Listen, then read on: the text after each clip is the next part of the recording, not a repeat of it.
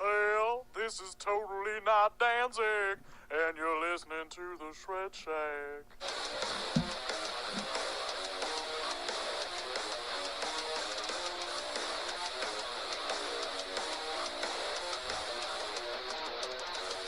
Greetings, folks. I'm Dan Mack. And this is Chris Mack. Welcoming you to episode 95. Is it really 95? Yes, sir. Wow, shit.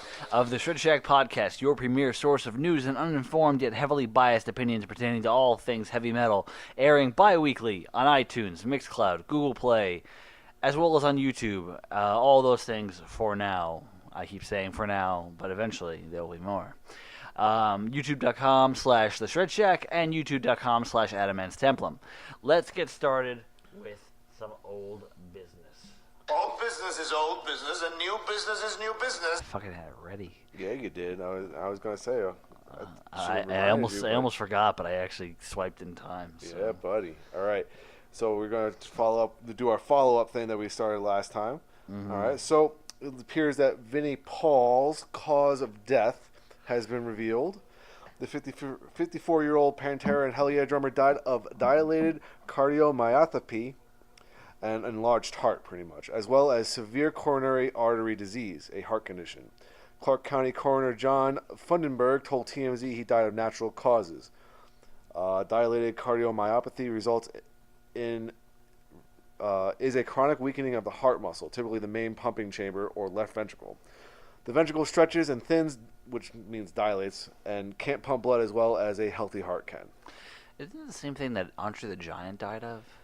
I think there was multiple things that Andre the Giant died of. Yeah, but I thought that was one of the most contributing factors. Was he literally, like, aside from being a giant, yeah, he literally had an enlarged heart.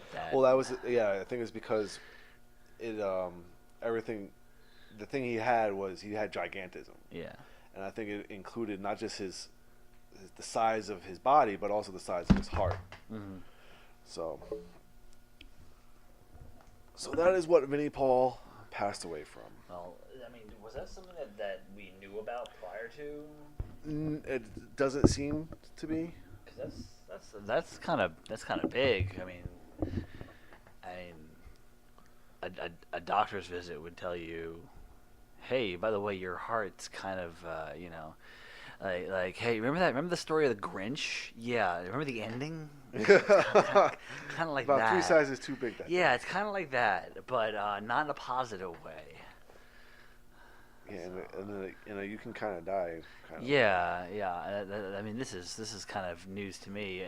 We had mentioned last time, he may not have had necessarily the most healthy lifestyle, but something like that, I feel like would have been spotted early, unless it was something that was known but not mentioned often. Right.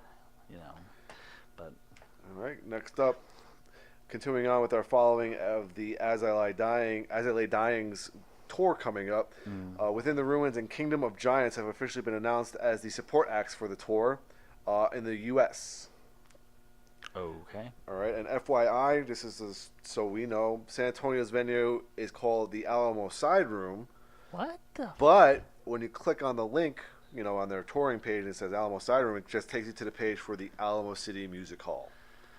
So I don't know if that's another name for it, if they're changing names. It's probably changing names. Everything's changing names around here. Yeah.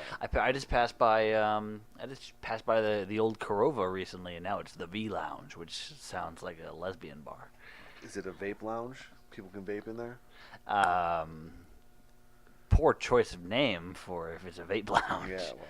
Usually they have, like, quote-unquote clever names, like stuff about smoke and whatnot. Well, I think my favorite thing I've ever seen as a play on words is a hair cutting salon called I'll Cut You. Yeah. I've seen that before. That's awesome. Yeah. That's the one by my old house. Yeah, you whoever made that, you win. Naming. You win business. All right. So last week we mentioned the Pretty Reckless when we were talking about Hailstorm and their charting positions, and we were kind of wondering what was going on there. And Pretty Reckless is fronted by quote-unquote former actress Taylor Momsen, who has had notable roles as Cindy Lou Who and How the Grinch Stole Christmas and in Gossip Girl. Okay. So the little girl in the live action version. Yeah. Okay. Yeah. I had no idea. I'm Jim Carrey. What did you do? It's the second mention of the Grinch so far today. This is a weird episode. Yeah, really. It's only downhill from here. Okay, next up we were talking about the Guillotine Room as a place that you saw a metal show. And it's on the Corsair Facebook page and any kind of pages I found on the internet. Rock, metal, and punk bar located inside the Silver Dollar on Main Street across from San Antonio College. Apparently only opened up in December of 2017. Makes sense. They have specialty nights like Industrial Goth Mondays, Texas Tuesdays, and Bring Your Own Vinyl Thursdays. And it's worth keeping an eye on. Yeah, I was gonna say it seemed to pop up out of nowhere. So it being opened December 2017 sounds about right. Yeah. So, but it does seem like a cool place to go see a show. I've only ever seen wrestling there. So. Right. All right. According to TMZ, Kyle Pavone, who was the vocalist for We Came as Romans, died as a result of drug abuse. The surviving members of We Came as Romans confirmed the report, saying in a statement that we lost our son, our brother, our best friend, and bandmate to an accidental overdose. Further reports that I have not put into this script, but that I read later on, there were reports from his girlfriend that apparently he had a history of heroin abuse. Okay. And that he was found unconscious not far from a used syringe. Damn shame. Always is. Yeah. Always is. All right. Last bit of news here for follow-ups. We were talking about AdMat. Just wondering what that was. And I'm pretty positive it's a form of advertising material. Typically tour posters, because Google searches for AdMat pulled up a lot of tour posters. I think that's what we speculated it was. That's what we did speculate, but I want to do a little bit further follow-up, so that will be that. Okay, so then there we go. I've learned something new today. The more you know, it's a little rainbow and stuff. And knowing is half battle. I don't have G.I. Joe on here. I can't help you out there, but Yeah, I can do this. And this is new business, and we do not discuss new business until next quarter. I don't have any new albums, so. I thought you listened to Ken Mode. I did listen to that, but I think that's a little bit older than Well, the time frame. are you sure about that? Yeah. It was released Friday, August 31st. Okay. It's within our time Well, frame. I can. Well, it was good. Yeah. I listened to it too. Okay. I listened to three new albums this week, and I really don't have much notes on them. I just can tell you that they were good. So we got the Ken Mode album, which is called Loved, past tense. Then there's also the Breathing Process and their album Samsara, which also came out August 31st. And then there was one more I listened to, and the band is called Cast the Stone. By the way, this has members of Misery Index, Scour, and Cal Decapitation, and it was an EP called Empyrean Atrophy. Just sounds so unhappy. Yeah, it totally was pretty awesome. So it's worth checking out, and that's another one that came out on August 31st. And just to kind of follow up on what kind of came out around that time in the last 2 weeks, A bunch came out, and I'm just falling behind on everything, and it's terrible. There's a lot of stuff that's been coming out, so I've been going through, because we're working on catching up on our top threes for the last few months, and working on the shorthand videos, and you go through stuff that came out this year, and it's like damn. And what we missed this week, on September 7th, the Alter Bridge live album came out. Cauldron came out. The new Clutch album came out. Clutch, I think I knew about, but then like Alter Bridge already had a live album. Yeah. Didn't need another one. Well, this is the one with the orchestra. Then we got Corporate Colony came out this week. Yeah. Metal Allegiance, Nashville Pussy, Pick Destroyer, Satan, Saxon has a tour edition of their latest album come out, and the new album from Suicidal Tendencies. Okay. And What's next week? Next week we got 4 reissues of Blind Guardian. Yep, grumble. A band Conan, we covered them before. Dream Child has a new album coming out. Grave Digger. Okay. Good Charlotte. Yeah, I was gonna say Gravedigger's already been called by Pat I don't for doubt sure. It. I like don't doubt it. And the week after that, when we resume our podcast, we got Aborted has a new album coming out. Dark Sarah. Kid Rock has greatest hits coming out. Why do you... What's wrong with you? Why do you do this? It's just... Now I have to kill all of you. Why do you...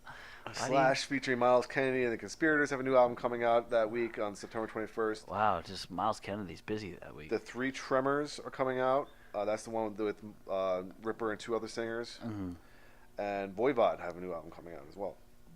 Voivod is another one of those bands that's pretty consistent with their stuff. Yeah, I mean, ever since I never heard about them until Jason Newsted joined the band, but since that time that I heard of them, it seems like every 2 years, every couple years, there's a record. Some of the news coming out. Yeah. So, the last one I actually bought was Infinity, which was like almost a decade ago, I think. Yeah. But that was a good one.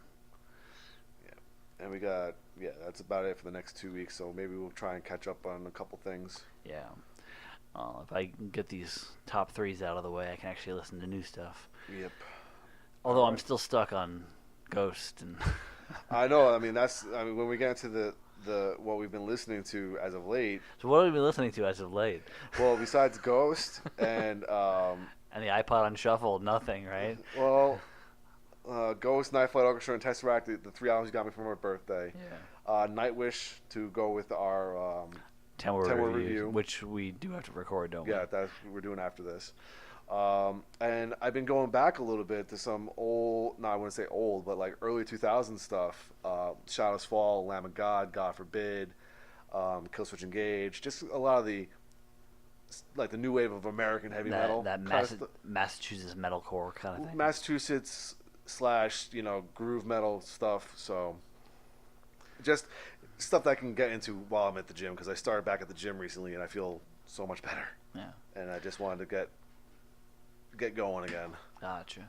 So aside from Ghost and the podcast on shuffle, not the podcast on shuffle, the iPod on shuffle, it's been Nightwish. I finally gave a solid listen to Dark Passion Play, Imaginarum, and Endless Forms Most Beautiful, which I actually do have a copy of myself, which the first time I'd heard it was on the way to here in my car. Yeah, when you're driving down. Which is not the ideal time. We'll say that 3 a.m. is not the ideal time to be listening to that album. No, it's not. But that's pretty much been it. So it's not. I haven't mixed it up that much. So, just whatever the iPod decides to throw in my face, whichever a couple of songs, and then Johnny Cash it likes to throw at me, or Bob Dylan. I get like a rash of Bob Dylan all of a sudden sometimes. My favorite is like when it plays a Bob Dylan song that's like newer, because like you've heard like later Bob Dylan, right? He's got that like, yeah, it's funny. So I'm like, oh shit, what just happened? Motherfucker needs to stop gargling acid. You got a frog stuck in your throat. All right, but that is it for listening stuff. Dude, that plate said thumbtacks. You need to stop. So that is it for new stuff. So let's go on to some general news then. All right, first up is obituaries. Oh, only one today instead of our normal 5. Mastodon's longtime manager has passed away. His name was Nick John of Rick Sales Entertainment Group, and he passed away earlier, I think it was yesterday, after a battle with pancreatic cancer. Jesus. Yeah. Hold on, wait. I have a clip for this. Run! Where is that pussy cancer anyway? Pretty much. I haven't gotten used that clip in a long time. No, you haven't. So it feels good to sit there and try to somehow verbally stick it to cancer, because that's the only thing I can do. Pretty much. So. All right, but that's the only obituary we have for today. Okay. Well, thank God, because normally you just like. I know. I start off with such a downer. How you feeling? You feeling good? Good, 'cause I'm about to fuck shit up. I'm about to own your life and ruin it all. All right. That's an awful good day you're having. It'd be a shame if someone fucked it up. Okay, are we ready for this next one? Yes. All right. So we're into just general news here. And several years after I quit drinking, Metallica has partnered with master distiller extraordinaire Dave Pickerell to create Blackened, a unique blend of straight American whiskey available in select U.S. cities later this week, so that was probably last week, and online at thinkliquor.com or spiritedgifts.com. It's also interesting considering the fact that also James Hetfield is sober now as well. Well, apparently, part of the distilling process, I didn't read the whole article. I only like caught clips of it, is that part of the distilling process is that they blast it with metal music, like Metallica music. Blast beats. Yeah, they just blast music at it. Like, I guess the vibrations of it cause some kind of I've seen reaction or something like that. I've seen that video from like Dr. Pepper where like there's a stream of it happening and they're playing music and it starts to bend. Maybe that's what they're kind of. I'm just thinking of Ghostbusters 2 with the dancing toaster. You worthless piece of slime. You're not sleeping with you hound. It's always the quiet ones. You got you hound. So then it looks like you're laughing there. It'd be the same if somebody messed it up. Don't fuck this one up. Okay, here we go. But actually, quick thing though.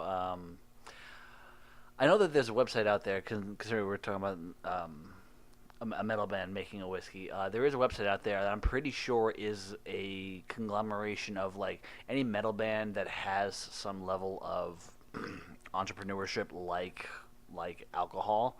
I'm pretty sure there's a website that you can go there and it tells you where to get it from. Oh, I remember that's one cool. time Pat and I were looking at it and we were like, it was one of those things where we were like, they have something, they make something. Like what? When did that happen? I don't remember the name of the site, but I will find it. It definitely exists. Like I think that's how we found out about like Motorhead whiskey and everything else under the friggin' so AC/DC has some sort of alcohol out there, I believe. Yeah, they have wine. Yeah, so Hello Rosé. Yes. It's called one of them. So it's how we found out that a few things. All right. Well, next up here, Nikki Sixx and Tommy Lee have reunited for a studio project. A picture of the Motley Crue bandmates was posted on the band's Facebook page along with the caption, 28th August of 2018. Appearing with them in the photo is longtime Motley Crue producer and collaborator Bob Rock. In addition, a brief video of Lee playing drums was posted on his Instagram page. It was longer than the drum solo that Danny saw. Motley Crue fans have speculated that the trio were working on music for the film adaptation of the group's biography, The Dirt, Confessions of the World's Most Notorious Rock Band. Or they're getting Mick Mars in and John Corabi, and they're redoing Motley Crue 94 again. They're not getting Vince Neil. Yeah, Vince Neil, you're fired. Vince Neil, you got fired. You got rolled down that graveyard. All right. Next up, this is an interesting one here. Adrian Hart, the blogger whose website Faith No More 2.0 has become the preeminent source of all things Faith No More, will release the book Small Victories, the true story of Faith No More, on September 12th via Jawbone Press. Really? While not an official book from Faith No More itself, the 376-page offering features interviews with multiple band members, managers, and key figures from the band's 39-year history. That's a lot of time. And has the full endorsement of the band. I am... Small Victories tells how such a heterogeneous group formed, flourished, and fractured, and how Faith No More helped redefine rock, metal, and alternative music. The book chronicles... Shut up and take my money! The book chronicles the creative and personal tensions that defined and fueled the band, forensically examines the band's beginnings in San Francisco's post-punk wasteland, and charts the group's ascent to MTV-era stardom. Based on meticulous research and hundreds of interviews, the book combines a fan's passion with a reporter's perspective, I guess. Anyway, just for a little bit of background on Mr. Adrian Hart here, he is an experienced journalist and communications professional who works as a media intelligence manager for UEFA, the European football governing body. Since 2009, he has run Faith No More 2.0, through which he has become known and trusted by the band, their management, and their fans. And he lives in Aubonne, Switzerland. When is this coming out again? September 12th. Jawbone Press. So what are your plans for what you're getting me for my birthday? We talked about this, didn't we? I'm sure we did. I think it was Sorceress and the live album from the upcoming live album from Opeth. That sounds about right.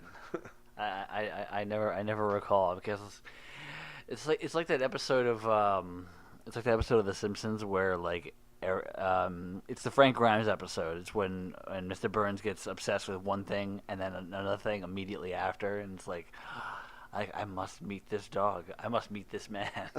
That's exactly what I am right now. True. Okay.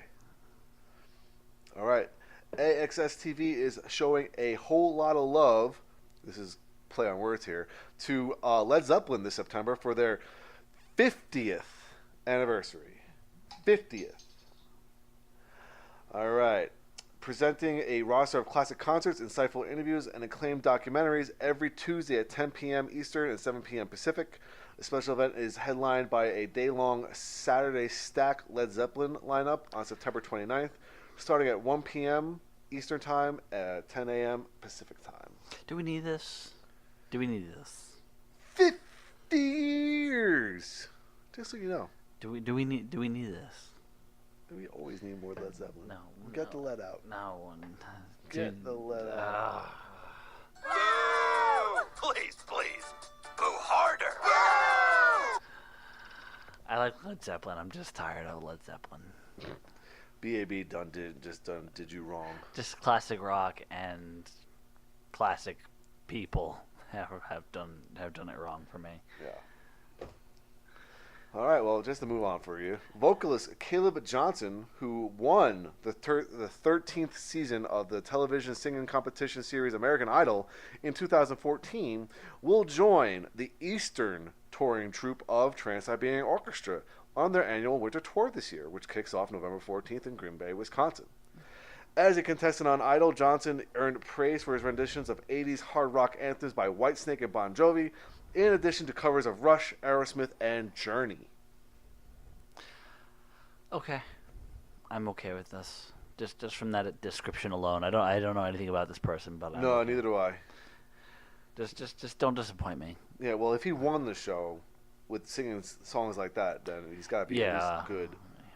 Oh, he's gotta be good. Unfortunately, so hopefully that carries over into actual success thereafter. Yeah. Unlike some. True. All right, this one's a bummer.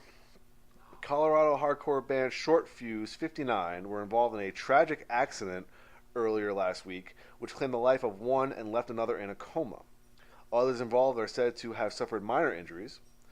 The band had just wrapped up their first U.S. tour and were headed back home to Colorado when an apparent drunk driver rear-ended the band's van and trailer, causing the van to lose control and overturn into the center median of Interstate 5 in Sacramento County. Killed in the crash was If I Fail vocalist Colin Michael Mulhern, who had been running merch for Short Fuse 59 on the tour. The latter band's drummer Patrick Carney also suffered extensive injuries in the crash and was left in a coma. A GoFundMe was launched for his medical expenses, with family, friends, and fans having raised over $21,000 for him in a single day.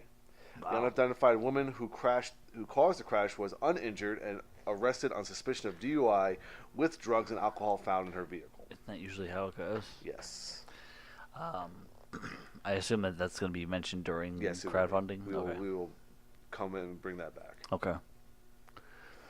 So, all right. Here's a hashtag. Really? Is this bad?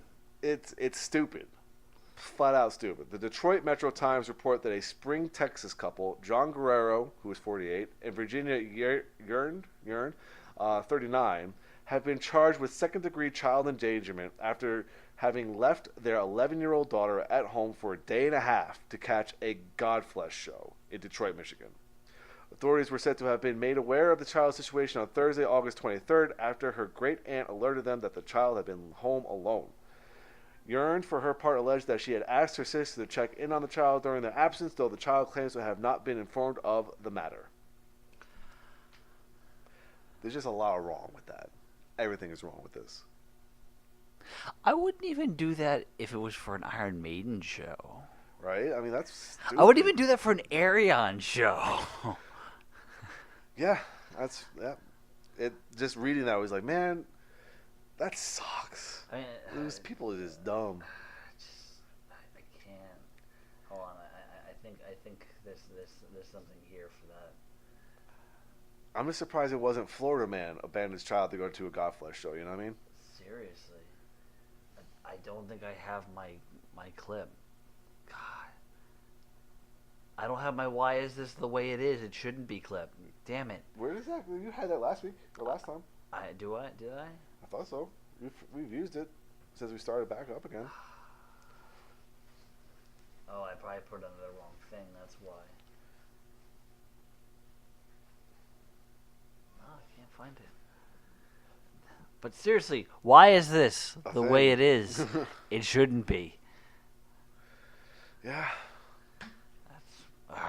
Yeah, no, it's aggravating. As a parent, it's aggravating to hear about these sort of things. As a person who doesn't, even a person who doesn't have kids, it's still aggravating. It's like, why, if you're gonna do something stupid like that, why even bother having children? Right.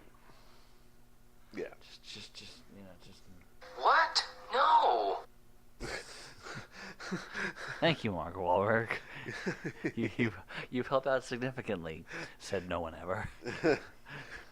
All right, next up here. Queensryche Parker Lundgren is sitting out the band's U.S. shows as a support act for Scorpions. Mm-hmm. The guitarist who joined Queensryche in 2009 has some personal things to take care of and will be returning to us all at the end of September, the group said in a statement.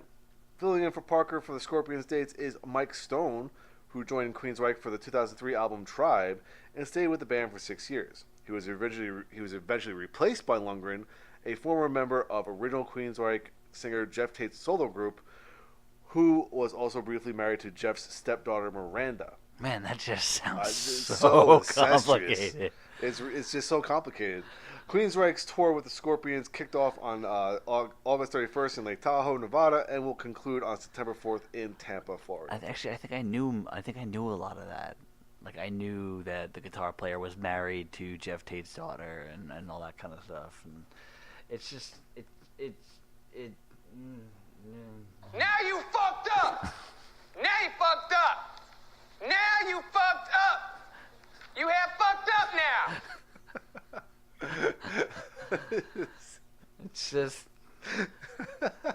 there's so much to that. So funny. There's so much to that it just sounds so backwards. It hurts. Wow. All right. Candlemass have parted ways with singer Mats Levin and have been rejoined by Johan Lengvist. Lengvist sang on Candlemass's debut album 1986's Epicus Dumicus Metallicus before exiting the group and being replaced by Messiah Marcolin. Well, that's cool. Yeah. Keeping it within the same group of people. Mm-hmm. I mean, I don't know what the guy sounds like, so I can't say much for that. Yeah. So. All right. Following up on a story we've been following since the beginning of this podcast, really. All right. The Ghost Inside guitarist Zach Johnson recently underwent a 13th surgery related to the injuries he sustained in the band's fatal November 2015 bus crash. Johnson suffered a broken pelvis, a broken right femur, had several toes amputated, and more as a result of the crash. His latest surgical procedure came about as a result of an infection from a screw left in his knee to correct one of the breaks. Can you stop fucking with this person's life, whoever you may be? The other one that got hurt a lot in that one is the drummer. Yeah. I think he lost a foot or something like that, and apparently he's doing really well getting back into drumming. Well, that's good. At least there's some positivity coming out of this. Right. Jesus Christ. All right. Last bit of news here, a little bit of bummer here. According to BBC News, the Cranberries frontman Dolores O'Riordan died by drowning due to alcohol intoxication. Ooh. An inquest at Inner West London Coroner's Court heard that she had been drinking heavily before she was found dead in her room 2005 of the Park Lane Hilton hotel in Park Lane, London, in the morning of January 15th. She was found by a maid the morning after she checked into the hotel. She was submerged face up in the bath wearing a long-sleeve vest and pajama bottoms. When paramedics arrived, police were performing CPR on her in the bathroom. At 9:16 a.m., she was declared dead. Her alcohol level was 330 milligrams per 100 milliliters of blood, more than 4 times the legal limit for driving. I was gonna say you gotta give me the 0 points. Yeah. It is 4 times the legal limit for driving. This is coming from London, so they're doing things in milliliters and milligrams for you. Gotcha. Well, there was also evidence of smoking and use of prescription drugs, including lorazepam. However, there were still pills left in the bottle, so this wasn't a purposeful overdose or intoxication. I also think that certain medications like that, it takes a little bit more than just... Well, they finished up saying that O'Riordan died as a result of a tragic accident, the coroner said. She had no injuries or evidence of self-harm and had struggled for many years with bipolar disorder and excessive drinking.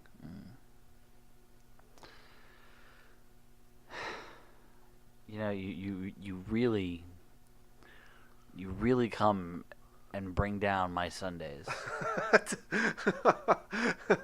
What do you expect me to do? I'm reporting the news. Like, seriously, if I were a church-going person, I would go to church after we do these. Because you just like to fuck with my day. Yeah, I'm sorry. Yeah, no, you're not. No. You're really not. No, I'm not. All right, so let's move on to what kind of news is next? Recording news, because we don't have any business news today to report. Okay, recording news. Children of Bodom bassist Henka Sepalia, I'm going to stick with that, has revealed to TNT Radio Rock that the band's 10th studio album will arrive next March. I sit here and say, like, man, that's a long time. And then I remember, holy crap, we're a third of the way through September. Yeah, no kidding. Yeah, it's weird. It's fast. Yeah. Too fast. Too fucking fast. Anyway, on October 5th, Island Records, UME, Universal Music, will release the 30th anniversary 2-CD deluxe edition of Anthrax's 4th studio album, State of Euphoria. The package will consist of 2 discs. Disc 1 is the fully remastered album. All of the B-sides originally released in conjunction with the album, and Antisocial, recorded live in London at the Hammersmith Odeon in March of 1989. Disc 2 is called Charlie's Archives. It is a real treasure trove for Anthrax fans as it puts you right in the room with the band as the album's songs evolve. The package also includes a 20-page booklet that will take you right back to the time of the album's release. State of Euphoria will also be issued as a 2 LP set on standard black vinyl and limited edition red and yellow colored vinyl. I'm sorry, I just started thinking of when Iron Maiden re-released a bunch of their singles. They did it was called the first 10 years, and it was the first couple singles. They would do the single as it was, and the last track would just be Nicka McBrain talking. And you can imagine how that went. I didn't do it with my car. There was this time. Like the guy's out of his mind, so he's just sitting there rambling away. Yeah. All right. Rage Against the Machine have a number of vinyl reissues planned for September 28th via Legacy. New 180-gram pressings of their 3-time multi-platinum selling 1996 sophomore album Evil Empire. 1996 Evil Empire. Yeah. Its 2-time platinum 1999 follow-up The Battle of Los Angeles. Their 2000 platinum covers album Renegades.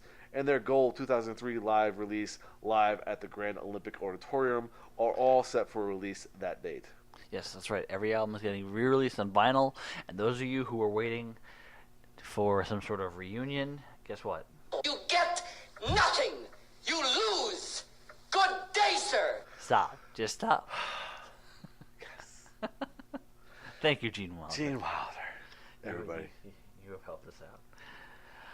Just the intensity of that man. Just the intensity of that scene. And then he just turns around and is like, hey, buddy, how about that chocolate factory? You won! Wait, what? Oh, my God. Anyway. Of course, in the alternate take, he takes the gobstopper and throws it right at his head. You lose.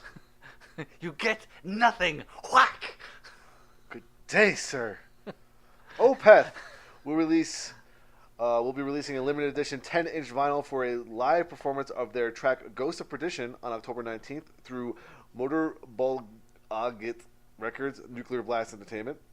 The title track will appear on the A side, while the B side will feature the previously released live performance of Sorceress.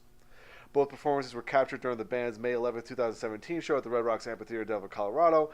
It will be available in the following formats: 10-inch Pink Sparkle in sleeve, limited to 700. 10-inch Velvet Sparkle in sleeve, Nuclear Blast mail order exclusive, limited to 300. 10-inch Toffee in sleeve, Nuclear Blast mail order exclusive, limited to 250. 10-inch Summer Bronze in sleeve, Nuclear Blast exclusive, limited to 250. Pre-orders are available now at that location, probably Nuclear Blast. The effort serves as a precursor to their forthcoming live release, Garden of the Titans, live at Red Rocks Amphitheater, out November 2nd, via that same record label. That set features the entire live performance from the aforementioned Red Rocks show. I'm sorry, but all I can hear right now is Pete, because he's just so overwhelmingly loud right now. Oh, my ovaries. Pete, you need to shut up. My baby makers. All right, POD will release their 10th studio album, Circles, on November 16th through the Mascot label group. They're on Mascot? Allegedly so. Damn, I thought Mascot was becoming the new Inside Out, like all prog and stuff. That's how much I know. Actually, the last POD album I heard was actually really good, so that's why I put it in there.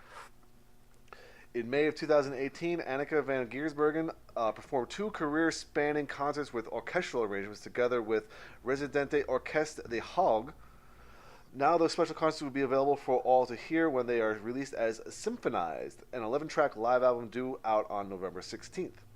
Taking in material from across her career, she performed stunning versions of songs by Ver, The Gentle Storm, and The Gathering, as well as solo material. I'm interested in this. Yes. Yes. Very interested in this. Yes. Because I happen to love her as a singer. Yeah. She's fantastic. Yes. Just fantastic. All right, here we go. Hashtag rumors, hearsay, and speculation. I thought you were going to start talking about Fleetwood Mac for a second. No. Texas-based publication Jam Magazine has cited a reliable source inside the AC/DC camp as letting them know that Angus Young is working on a new AC/DC album that will be dedicated to his brother, the late Malcolm Young. According to the site, the new recordings will include Malcolm playing rhythm on all tracks. A posting on the Jam Magazine Facebook page reads, "Turns out, 5 years prior to the Black Ice LP, which is AC/DC's 15th studio release, Angus and Malcolm Young lived together where they literally wrote hundreds of songs, many were recorded, and have been stashed away until now.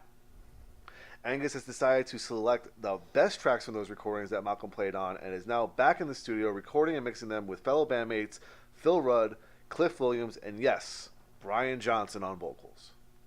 That doesn't surprise me at all. Like I'm surprised that they're saying like, oh, in the last 5 years before Black Ice. I was like, I'm sure in the last, how long have they been 60 around? years. So it's 40 plus years, 50 years now. Yeah. I'm sure they've got a lot in the tank. They've just, I'm sure they have as many songs in the tank as Lars has fills for the Black Album. They have fills for sale. So I'm sure there's a lot more where that comes from. Everybody has that. And even if for whatever reason, like I guess they're using the recordings that they had for Malcolm, even if for whatever reason they had to re-record them for Angus, like Angus had to re-record them, he could and should. Yeah. So. Well, here is some good news. Tenacious D is preparing for a mighty return, bolstered by Foo Fighters frontman Dave Grohl on drums. Again. In November, they will release their new album, Post-Apocalypto. And in the fall, they'll debut a new 6-episode animated series on their YouTube channel. Are you serious? Post-Apocalypto, which comes out November 2nd, was produced by John Spiker and will be available for fans digitally, on CD, and on translucent green vinyl. The 6-episode animated series will launch September 28th, and new episodes will post each Friday. The animated series was hand-drawn by Jack Black, and all the characters were voiced by Jack Black and Kyle Gass. All of the episodes will feature songs from the upcoming Tenacious D album. Just. We're back, baby! If no one's ever seen the Tenacious D TV show, it was a nice stroke of brilliance. So I'm hoping the cartoon is a lot of fun. I just remember seeing them at Madison Square Garden. Yes, That was an amazing show. Their DVDs are always good because I have both of their DVDs, and the first one was just them playing acoustic the entire time. The second one was the show that we saw where they played half acoustic, then they went to hell and played electric, and then so on and so forth. But they're always entertaining if you're into that kind of humor. Yep. But I'm very much looking forward to it. I think one of my favorite things is still one of the episodes they had was they always played the same place every single time in the episodes, and it was the one that was owned by Paul F. Tompkins. And they were told that they can go play at a different place one time, and they decided to have a road gig. And the road gig was literally like right down the street, but they ended up taking like the most roundabout way to get to this, and they called it the road gig. All right. This past Friday on September 7th, Korn released a 20th anniversary red vinyl pressing of their 5-time platinum 1998 album Follow the Leader. The pressing was limited to 750 units. Came out when I was in friggin' middle school. Were you in middle school by then? I was in middle school. Yeah, because you're 3 years behind me. No, because I was 99 to 2000 in I was high sophomore year of high school. Yeah. Wow. Yeah. Old.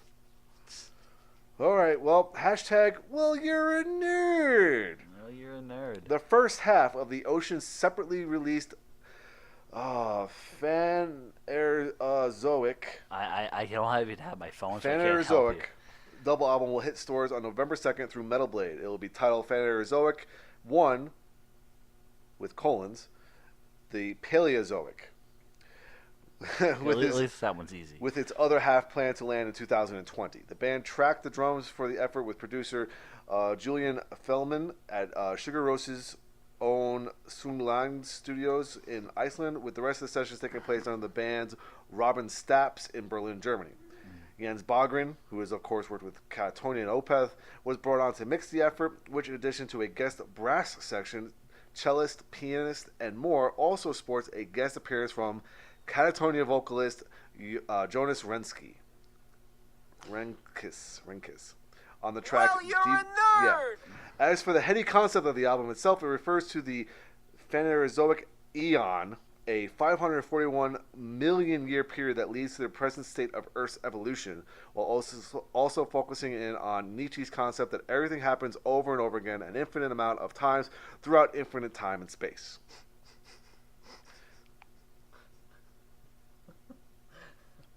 I have no idea how to breathe. They're writing me super complex albums, and I just can't figure out how to breathe in. Well, their last album was phenomenal. I thought it was great. I think it's called The Pelagial, which is just about the ocean, and they're called The Ocean. So it was like, yeah, they're great. And then there's me. Hello and welcome to Standing Up School. And you fail. God damn it, metal. But that would be it for recording news. I liked it better when people thought metal was stupid. So you want to go into some crowdfunding trackers Let's here? go into some crowdfunding All right, well, trackers. here we go. We're going to close out a couple here. All right. So we're going to close out Mr. Oz Fox, who is the guitarist from Stryper, who's having his issues after a seizure. His goal was $100,000, and he has surpassed that. He has reached $137,988. So he is doing well for himself to cover his medical bills. Good for him. Good for him. So we will close that one out. Bianca Blythe, the sister-in-law of Randy Blythe, her goal to help her treat her stage 3 triple negative breast cancer. You really got to stop. I know. Stop saying the entire thing because it's just. We're closing this one out, so we won't say this again. But her goal was $20,000. She has surpassed that with $30,330. All right, so we're following up a couple other ones here. We got the GoFundMe for Silent Civilian to record and tour with their new album. Their goal is $20,000. So far, they have raised $2,225. So not much has changed. Yeah, not much has changed there. Bruce Corbett, he is the I forget which band he was with, but he has a lot of health issues as well, and he is looking for $50,000. And as of today, he has raised $13,310. Okay. All right. And last but not least, here mentioning the gentleman who was injured in that tragic accident earlier. His goal of $20,000 has been surpassed. He has raised $31,560. Damn. Yep. With donations still coming in within the last 18 minutes. You said it was surpassed within 24 hours anyway, didn't you? Yeah. So, yeah. I mean, this has only been open for 7 days, and they have well surpassed their goal. That's good.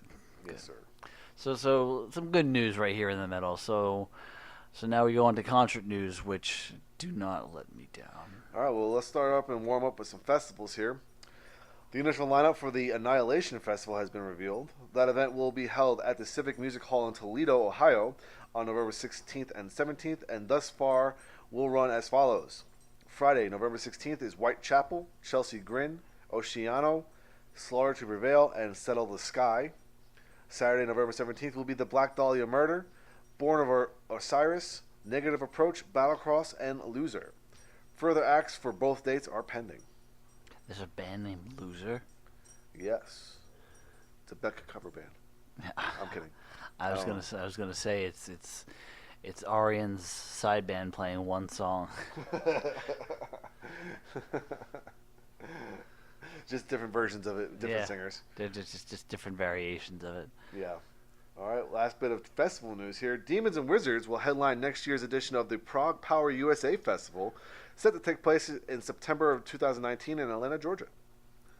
Their headline, is there more information about who's playing on the show? There's a whole list of people who are playing the show, but I didn't write it down. Okay, well, just Demons and Wizards alone. So. Oh no! All of this jism! I think they're playing the same day as Threshold, actually. Yep. Should I just find it? Oh no! All of this jism! Should I just No, it's fine. Don't worry. No. I'm gonna. Where is it? I'm gonna have to. Let's see. This does not help. Yeah. It doesn't help. Well, you know what? Fuck you then. All right. Go on to the next thing. Touring news. Regular touring. Tours. Okay. Betrayu will embark on a U.S. headline tour this fall. Support on the trek which will kick off on November 9th in Phoenix, Arizona, and on December 13th in Anaheim, California, will come from Memphis May Fire, Ice Nine Kills, and Sleep Signals.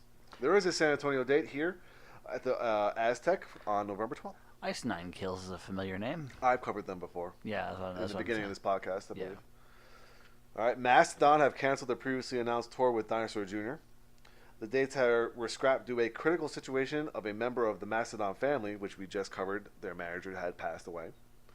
According to a statement released by the band, tickets and VIP upgrades will be refunded at point of purchase. I was going to say, that's an odd combination to begin with. What's that? Dinosaur Jr. and Mastodon, yeah. Yeah. So. All right.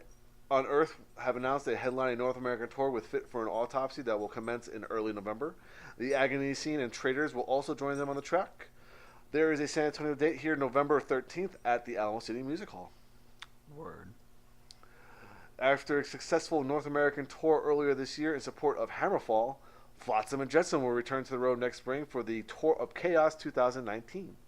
Flotsam and Jetsam states that they're excited to hit North America for a headlining tour next spring in support of their upcoming album release, The End of Chaos. We'll be following up our March 2019 European tour with Overkill and Destruction with this 34-show run throughout May and June of 2019. Look for us to be playing music from the new album, as well as digging into our catalog to play Flotsam songs that haven't been in the set for a while, if ever, in our headline set. We're looking forward to bringing Flotsam and Jetsam's metal to the masses once again. Overkill, Destruction, and Flotsam and Jetsam does sound like a pretty sweet lineup. Right. Flotsam and Jetsam's 13th studio album, The End of Chaos, is scheduled for a November release via AFM Records. Oh, AFM Records, you're so reliable. All right, here's a instance of Dave Grohl out-Dave Grohling Dave Grohl. You can't out Dave Grohl, Dave Grohl. Foo Fighters have had to reschedule 2 shows on the Canadian leg of their Concrete and Gold tour, September 4th in Edmonton at Rogers Place and September 6th in Calgary at Scotiabank Saddledome. The new Edmonton date is now October 22nd, and the new Calgary date is October 23rd. After the opening of this leg of the tour, September 1st at Safeco Field in Seattle, Dave Grohl suffered a loss of voice and is now on vocal rest. Dave, why did you have to out Dave Grohl your Dave Grohl? He's just growling himself. Seriously, you know what? I'm sorry, but... And you fail. No, it's okay. We still love you. Most certainly do.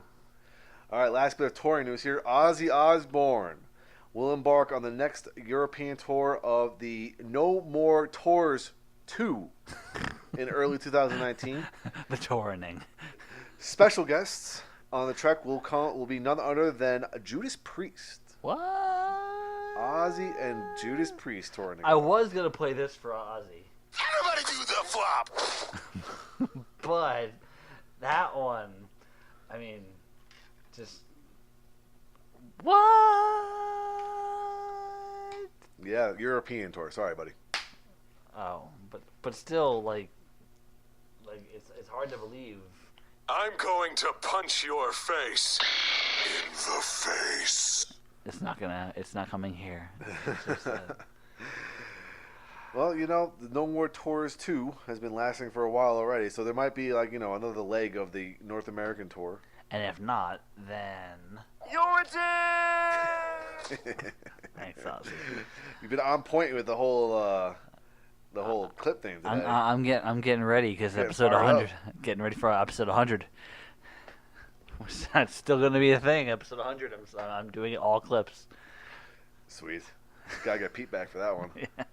All right, here we go. We're into one-offs now. Okay. Ghost will return to Milwaukee on Halloween to honor its fan who passed away this spring after attending one of the band's shows. Mm-hmm. Their sold-out concert at the Riverside Theater on May 31st came to an abrupt and tragic end when fan Jeff Fortune collapsed at the venue and died that evening. For the October 31st show, a special t-shirt featuring an illustration of Ghost frontman Cardinal Copia and Fortune wearing Michael Myers costumes from Halloween will be sold at the Riverside Theater, with all proceeds being donated to Fortune's family. No, that's pretty cool. Yes, it is. Pretty badass. All right. Slash and his solo band, Miles Kennedy and the Conspirators. It's funny that Slash's solo band is named Miles Kennedy's and the Conspirators. Slash featuring Miles Kennedy and the Conspirators featuring Slash. And the Tops. Isn't that one joke that Dad told us that apparently it was supposed to be like Diana Ross and her backup group was called the Tops or something like that. Yeah. And she backed out of a performance and they just performed as the Tops, the Tops. That sounds about right. Or something like that. I was going to say there used to be before the Brack Show had the cartoon. There was the Brack Show. It was the Brack Show starring Brack featuring Brack. That also kind of reminds me of The Room, starring, directed, produced, and composed by Wiseau. Tommy Wiseau. Catered by. Oh, all right. Well, anyway, that band will be the musical guest on this Wednesday, September 12th episode of Jimmy Kimmel Live. The band will perform several songs on the show's outdoor stage in front of a standing room only crowd. I'm sorry, what band were we talking about? Slash and his solo band, Miles Kennedy and the Conspirators. Featuring Slash. Special guest appearance by Slash. Out Dave Grohling himself. Just Oh. okay. Okay, all right, you ready? To celebrate the life and work of Vinny Paul, Danny Wimmer Presents has teamed up with Sirius XM host Jose Mangin for a very special Vinny Paul tribute that will take place on Saturday, September 29th at Louder Than Life, and on Saturday, October 31st at Monster Energy Aftershock. These are festivals. Mangin will curate and host each Vinny Paul tribute, which will feature members of bands including Five Finger Death Punch, Korn, Godsmack, Deftones, Hell Yeah, Shinedown, Seven Dust, Guar, Bullet for My Valentine, Body Count, King, Kane, Hill, Emure, and more performing songs from Pantera and Damage Plan. I'm actually very much surprised since you mentioned the whole Monster Energy drink thing that Tipper Ripper's not involved? Ripper's not involved or named. Well, he's got the Three Tremors thing doing. But even so, you can do a one-off and show up and what? You know what? Quick question: of all the Pantera songs, what song would you want Ripper to sing? Oh, Cemetery Gates. 'Cause I was gonna say pretty much anything older because that's where Phil's voice was at the time. Cemetery Gates. Yeah.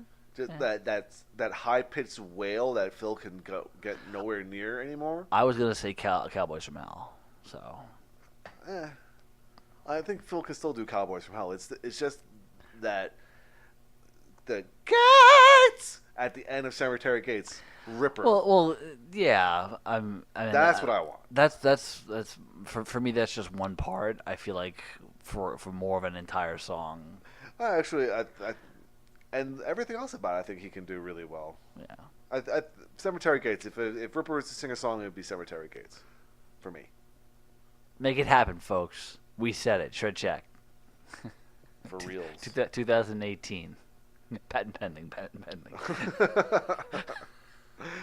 That would be it for concert news as a whole.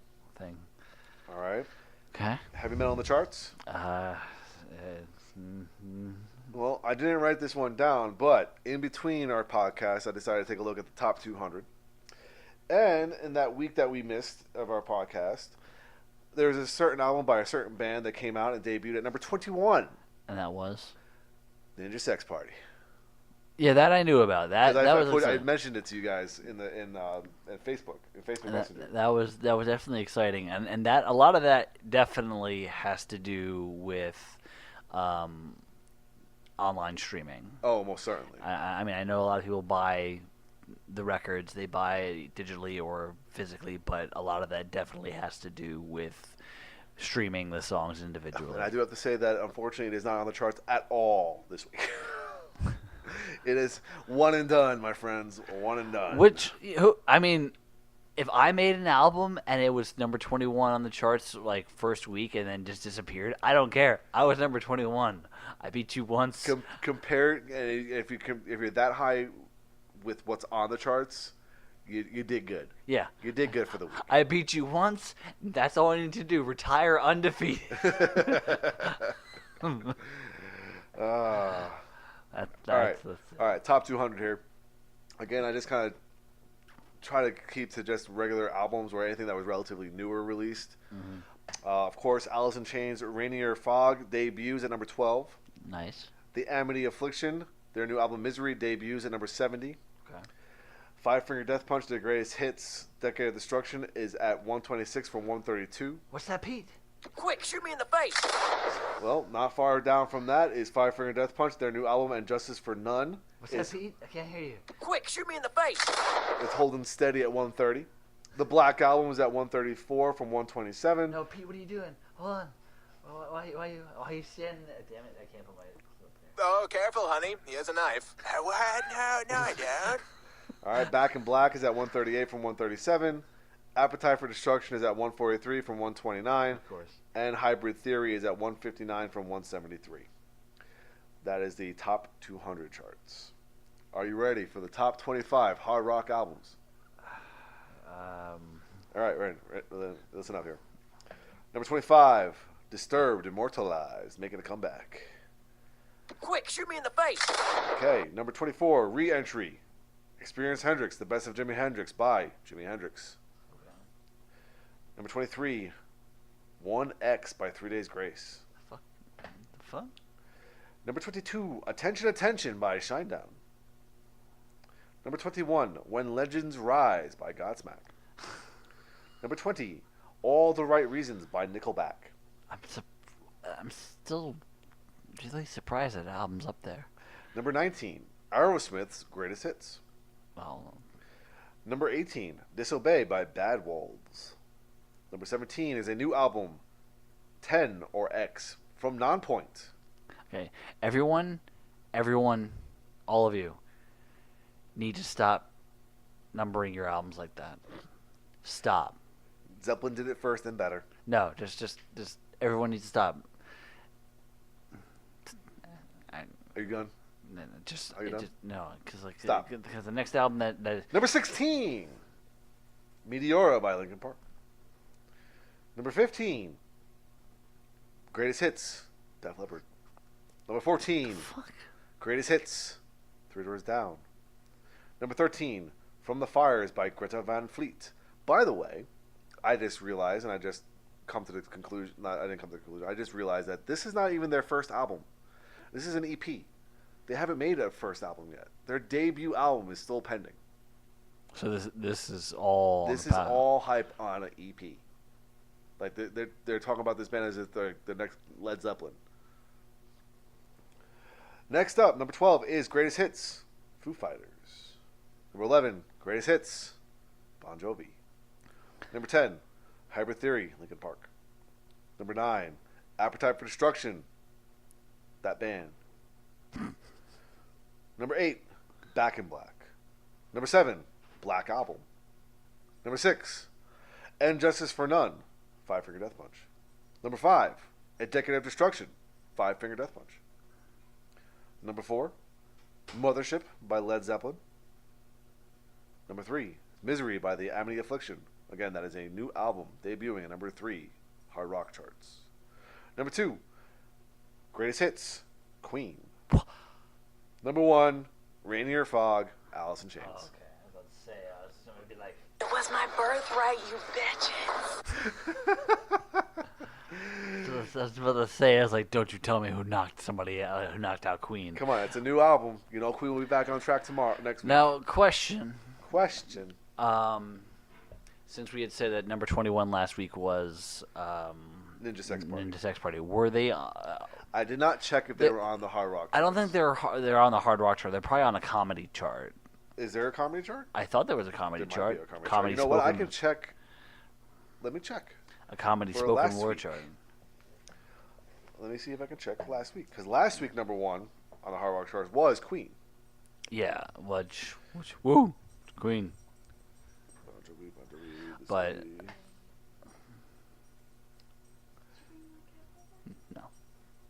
no, they were not. They were not on the Hard Rock charts at all. no, so they were probably under comedy spoken word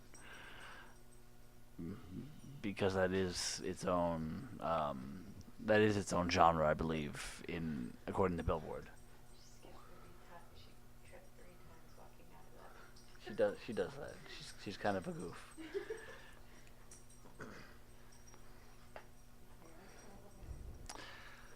Well, while you search for that, Well, I'm gonna search for it, so we'll find it eventually. Hold on. Well, in the meantime, start telling us about your discussion point, because you came up with this one like 2, 3, 4 weeks ago. I came up with this one a while ago. Well, actually, the article I found is from MetalSucks.net. It came out on August 16th, and the title of it is "Who Will Be the Biggest Metal Bands of the Future?" Sure, Jack. All right. Well, the thing is here is that their stipulation here is that Slayer, Black Sabbath, and Ozzy have retired. Long-running favorites like Judas Priest and Iron Maiden are getting older and won't be able to go on forever. System of a Down and Tool only play when they damn well please. What will the metal scene look like in 5 to 10 years when those acts are all gone? Who will step in to take their place as headliners? And you said there's 10 of them, right? I'm not sure. And the thing is, they're not talking club headliners. There are plenty of those. There's a very healthy middle and upper middle class of metal bands that can sell out 2,000 to 4,000 capacity rooms the world over. They're talking the next step. Big headliners. Ones that can top a bill at a festival, arena, or stadium. Which bands from the current crop will rise to take that mantle? Which metal metal's diminished appeal in the mainstream music circles, will any band be able to do that? I don't know why they. Okay, before you start, I don't know why they bother saying with metal's diminished appeal in the mainstream, because that's been the case for 30 some odd fucking years. Stop saying that. Well, the thing is, but first, who are today's headliners? You got Metallica, obviously. Slipknot, against all odds. Because anyone would have predicted that it would have been Korn and Limp Bizkit. Korn certainly do well. Iron Maiden, no doubt, although they still seem spry on stage, they won't last forever. No, Judas Priest, same thing. Iron Maiden's definitely done in the next 5 years. Priest, I'd say next 5 years too. All right, you got Avenged Sevenfold, Five Finger Death Punch, maybe. The aforementioned System of a Down and Tool, which are holdovers from metal's last flirtation with the mainstream, and there's probably a couple missing here. But there came a list, and their list is combined with Brian Slagle, the Metal Blade guy. He came up with his own list, so there's like a combination of those two lists. Okay. So we don't know exactly how many are on this list, but we're just going to go through it. Yep. I'm willing to bet that I'm not going to know half of these. No. So here's what we're going to do. We're taking a look at some of the bands that could potentially rise to take the headliner throne one by one, starting with a few of the bands that Slagle name checked. All right. Okay. First one up is Lamb of God. I feel like they would have done it by now. That is what they're saying. That they say that their popularity seems to have plateaued over the last 10 years. And the reason for that is simple. They're just too heavy. I feel like if they were going to take over the world, it would have been at the time when Randy Blythe was arrested. Actually, I think that might have. I don't know if that might have like put the brakes on, because they had to stop a lot of touring for that. It would have put the brakes on the touring, but it would have given them a little bit more of notoriety. I don't want to say notoriety because it's technically not notoriety, but like it's covered. It would be covered more worldwide, and it would get their name out there. Uh-huh. I figured that would be the time. But well, what they're saying is that Lamb of God might need to change up their sound a bit and go quote unquote more mainstream to take it to the next step, and do so would be very unlike them.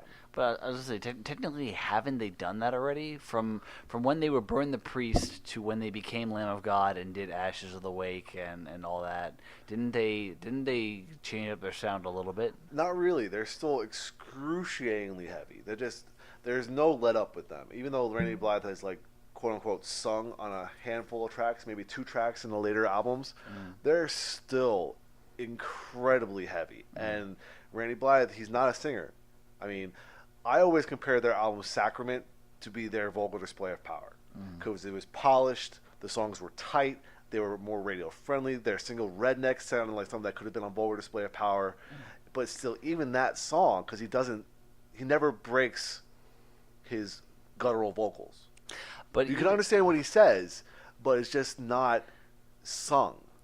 But you're saying you're referring to this in the same vein as an album that is not necessarily the commercial highlight for a band, but is one of the most important bands out there, or it was one of the most important bands in metal.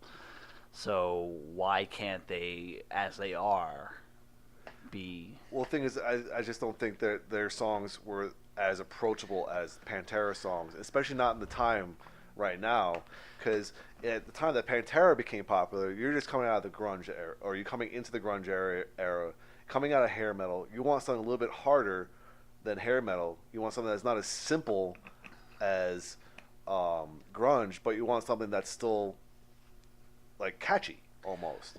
So that's why Walk, being a single, simple, easy to sing, ready to go. This Love is a ballad, pretty much. Lamb of God doesn't have that. They don't have that change in dynamic. They're full force, 100% all the time. I will say one thing before we continue this on. I think one of the biggest problems that metal has right now is supersaturation. That was going to be my next bit. Okay. That was going to be my next thing. It's a lot of. Anytime something new comes out, there's always plenty to follow behind it, and that's always been the case. is if you read through some of the history of heavy metal, like there's a song, the song "Evil Woman" by Black Sabbath. That's not a Black Sabbath song. Mm-hmm. That's a cover that had just come out within the last few months. There are bands being pushed to do things, to accommodate what the mainstream wants, and I feel like the mainstream has to change a little bit for bands like Lamb of God to thrive. Mm-hmm. I mean, they obviously they're they're thriving on their own, but for them to flourish, the what's widely accepted has to change. Right. All right. So the next one, Mastodon. Mastodon, I feel like, is one of those ones that's a slow burn. I remember buying Leviathan and Remission years ago with minimal knowledge of who they were, just because they were on Ozfest and I thought they were cool.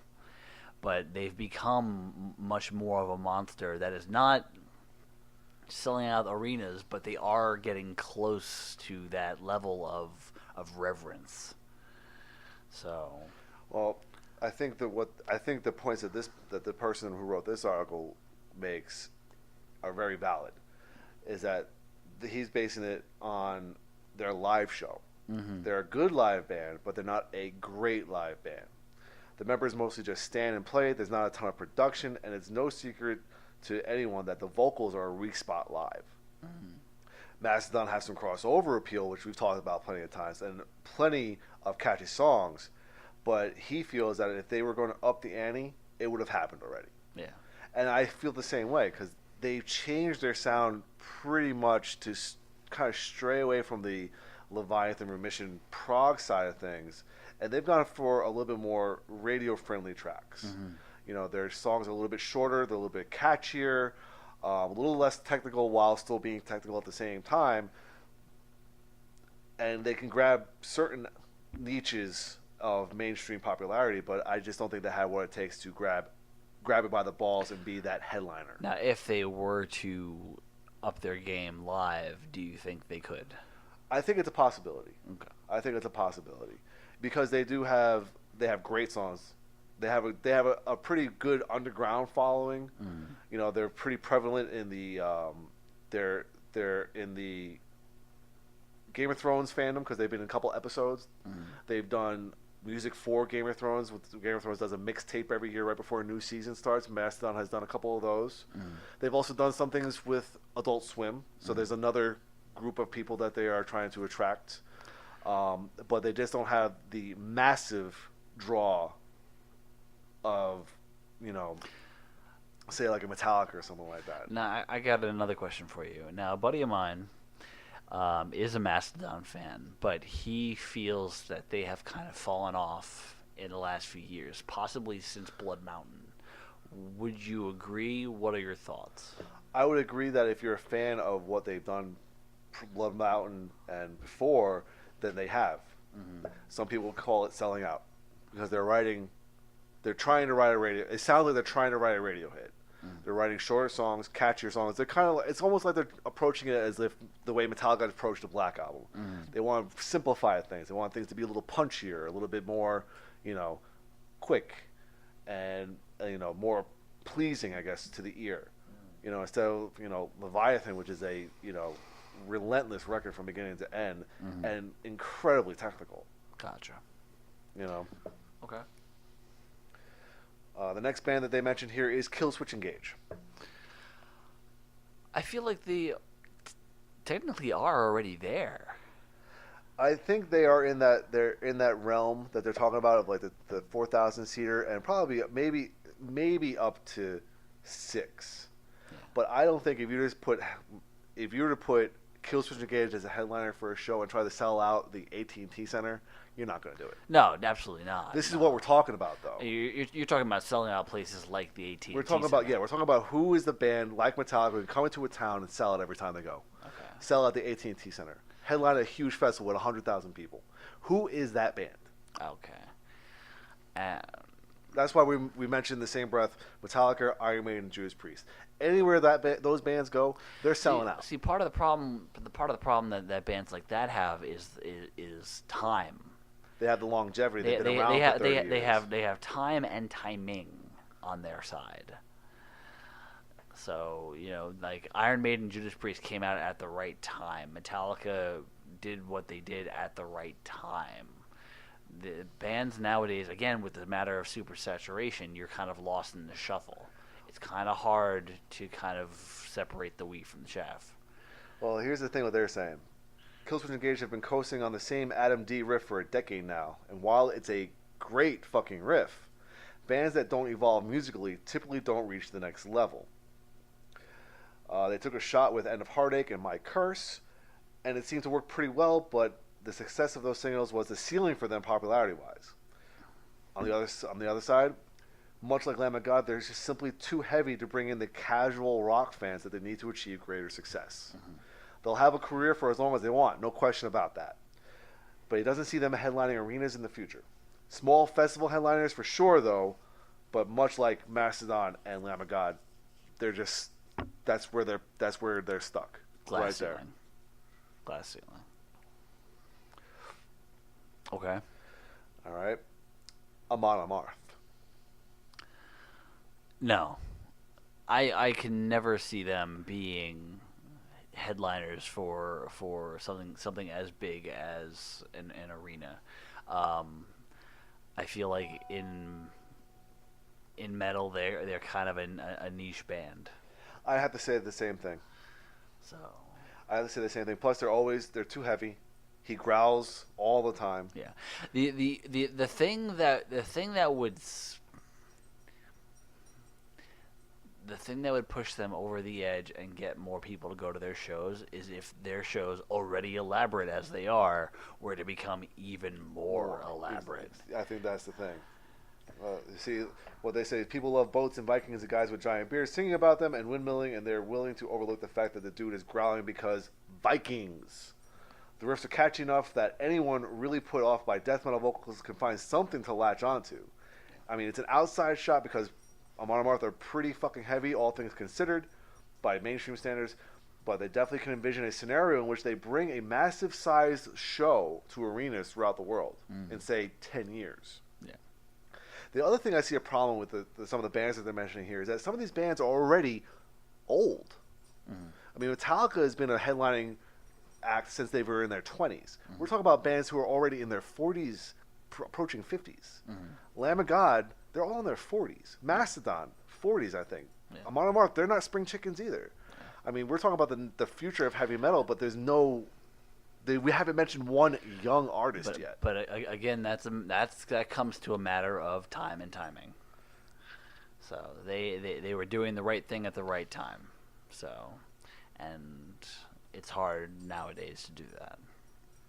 All right, the next band they come up with, and Ghost. Ghost is always going to be held back by their origins, by the source material, which is the satanic stuff. They will always be held back, even if they drop it completely and continue on without any of it. It's always going to be part of the lore, and I feel like that's going to hold them back a lot. I think that especially the new album is arena rock, and it could appeal to a lot of people, but there's just something to that imagery that people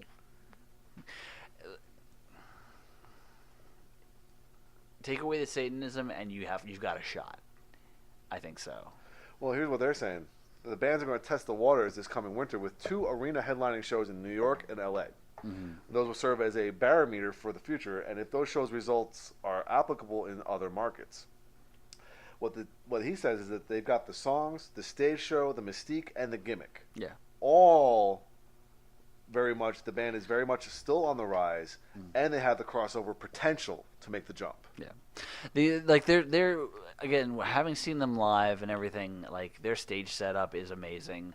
Seeing the band play, the band has tons of energy. It's a great fucking show, but Can you see that? Can you see them sustaining something like that? We saw them at the AT&T Center as the opening band for Iron Maiden, but can you envision the spots being swapped? The number of people who were actually in the audience to see them was quite staggering. So, Well, I think that also has to do with the town. yeah, I think that has to do with San Antonio being a decent metal town. well, everyone got their beer and wanted to sit down. So, I mean, I'm just, when you think about other markets, I mean, that's why they're probably testing the arena shows here in New York and LA. yeah. You got the coasts, a little bit more open to things. Well, I feel like those two are like the big places. Like all points in between we'll come to later, but we're talking about the big cities.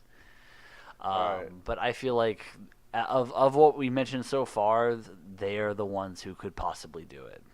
So far, I think on this list, yeah, and I'm not sure how old Tobias is, but because he has a revolving door of musicians behind him, they have longevity potential. Yeah. I mean, some of these bands, like even Lamb of God, they've already been around for 20 years. They might be getting burnt out at this point, being stuck at that level. I think Randy Blythe is getting burnt out from life because everything just seems to go wrong for the man. True. All right, next up we got Children of Bodom. No, Exactly. definitely not. Because what they write here, Killswitch Engage syndrome times 10. If they're ever going to move up, it would have happened a decade ago. Yeah, there's no chance Children of Bodom will ever do that. They're a great band, but no chance. Yeah. Not even close. The Black Dahlia Murder, No. too heavy. No. No clean sung vocals at all. Not even a matter of that, because I don't really think about the vocal side of things as far as this goes. But I think it's I always... mean, it is an important thing, but it's something that doesn't cross my mind. It's one of the last things that crossed my mind. But no, definitely not. Arch Enemy. No.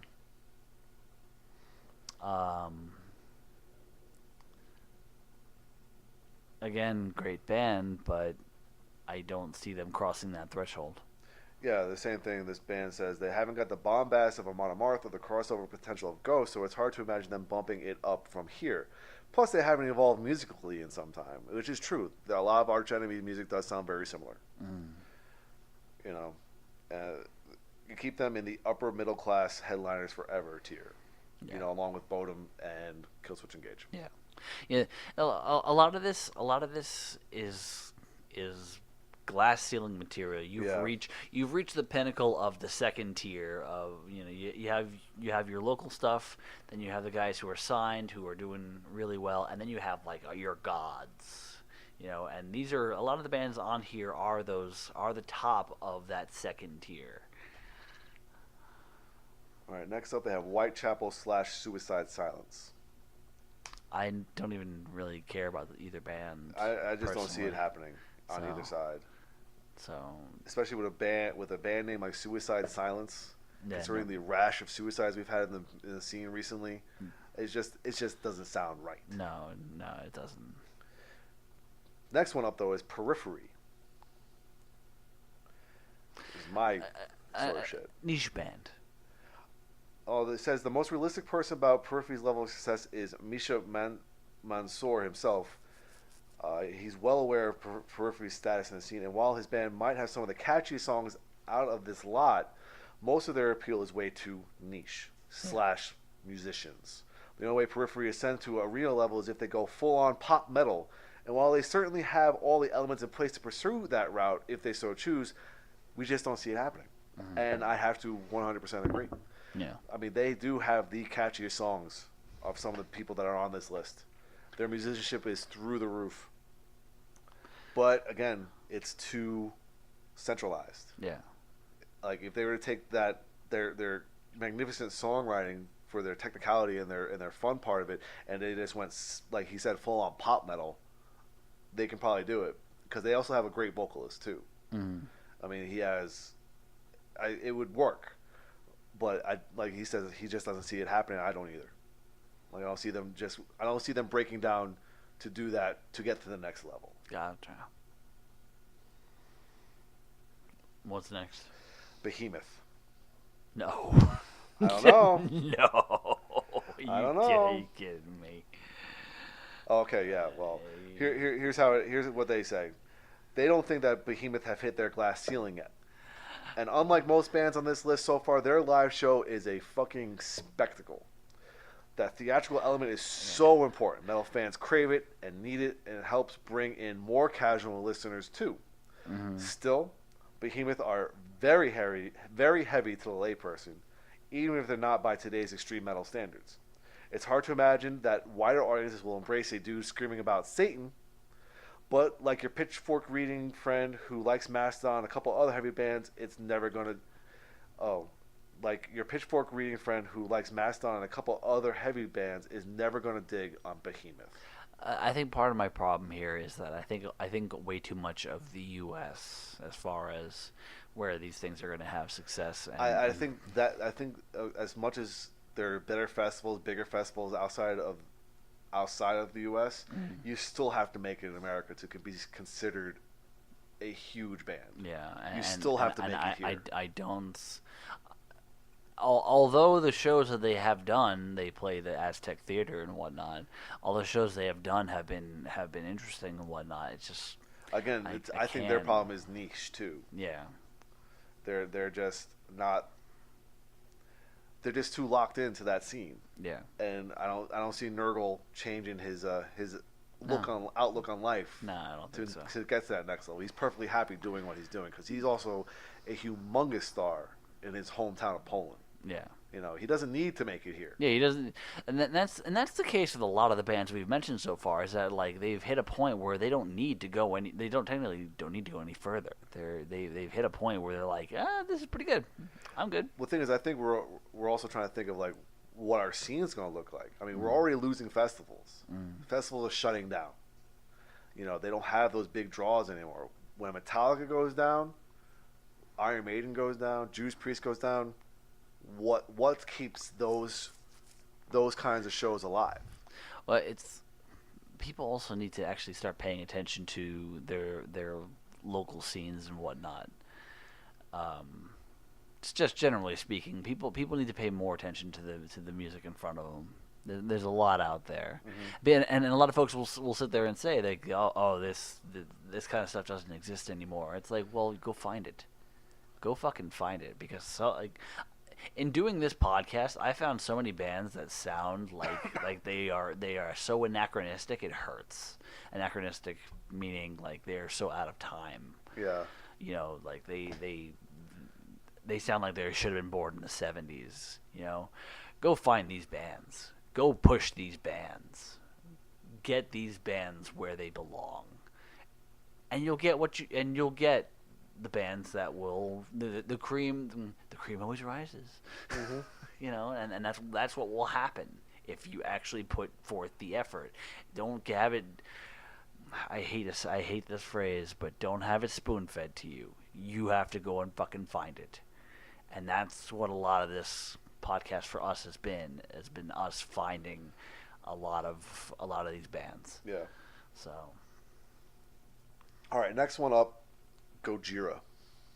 I don't know enough about them, so. Well, I'm liking I'm going to read what this guy wrote, and I'll comment on that. So he says, every time I think they finally hit their ceiling, they smashed right through it. I still encounter people regularly, casual fans of rock and occasionally heavy music, that are just discovering and getting into Gojira. Sure, they're really goddamn heavy, but their live show is so fucking powerful and jaw-droppingly good that they're capable of speaking to listeners who would ordinarily tune out music like this. A compelling argument could definitely be made for Gojira ascending to the true headliner status, and I have to 100% agree with this. Their transition from their previous record to Magma that just came out is spectacular. Their songwriting is just ridiculously good. They're heavy as fuck, like he says. And we talked about a couple times about different vocals, and the fact is that they've changed their vocals around a lot too. He doesn't scream all the time. He does a little bit more singing. And the thing is that just it serves the songs better when he does that. It puts the heavy emphasis on the music. It takes the heaviness away from the vocals, which makes it far more approachable to what he calls casual fans of rock and occasionally heavy music. And I think with that, with Magma, what they released in 2016, that is one of their best records. It's soared them in popularity around the world, and if they continue that to ride that wave, I can see them being another huge band. Plus, they're a trio. They're like a power trio. It's crazy to see a band with that much power fueled by so few guys. When you're talking about Amon Amarth, there's like 6 dudes up there. Yeah. I mean, Lamb of God, there's 5 guys up there. Same thing with Periphery. They were talking about huge bands. These are 3 dudes killing it. You know? Gotcha. So, I mean, there hasn't been a band like that since Rush. You speak the name of the Almighty. The drum solo of life. I'm not even going to swipe through to find the drum solo of life clip. I have it set up for the outro. So Okay, well, here we go. The next one. This is a band that you and I have both seen live. Baroness. yes, Can you see that? I think I can see that. No. Considering the success that they've had in the mainstream, how good they actually are, how good their live shows can be, I believe that they can ascend. Well, here's the thing, though. They mentioned here the quote-unquote is it metal or not argument is definitely going to come into play with this band. But for the sake of this argument, let's define eligibility as bands that at the very least came out of the metal scene, which Baroness certainly did. Yeah. Their current metalness is called into question is responsible for their growing popularity in recent years, and this guy thinks that Baroness's next album will be even bigger than their last. Yeah. And we know their last album was huge. Yes. Their crowd here in San Antonio was pretty goddamn big, even at a small venue. Even at the Paper Tiger. Yeah. So. Will they grow to the level that we're talking about here? We're talking arenas and stadiums. That'll take time, but I feel they can. This guy doesn't think that they'll get that big, although he wouldn't be surprised if they did. If, like you talked about, timing. If people finally just get sick of the shit that they're listening to, and these guys release one hell of a catchy-ass record, one song is all it takes. Yeah. We all know this. Yeah. One song is all it takes. One song. And I definitely think that they had the potential to write that song. You know, they have a great sound. They have a great vocalist. I was gonna say, Shock Me did plenty for them. Yeah, I think that whole Purple record did great for them. I mean, every last one of those songs there's not a filler on that album. Every last one of those songs is a killer track. So, all right, next one up here is Trivium.